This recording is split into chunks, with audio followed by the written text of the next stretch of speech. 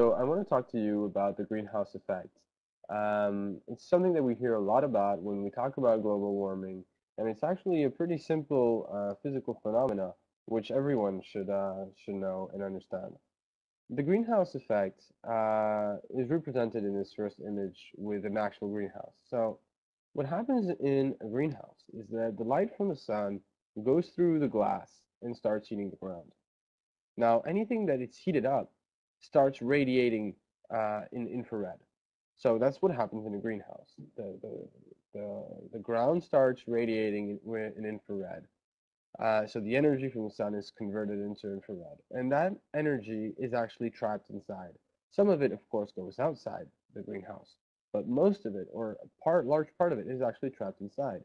And that's why the temperature inside the greenhouse is actually much higher than outside. It's always more warmer inside a greenhouse than outside. Now, how is that related to global warming? Actually, what happens on the planet with greenhouse gases is actually very similar. It works in the same way.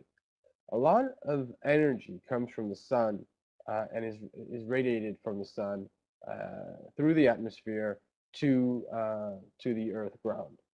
Now, just as in the greenhouse, that light is transformed into infrared radiation.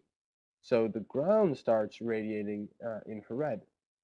But because of the greenhouse gases, which will behave just like the glass windows in a greenhouse, a lot of that energy is actually trapped and goes back and stays inside the atmosphere, raising the global temperature.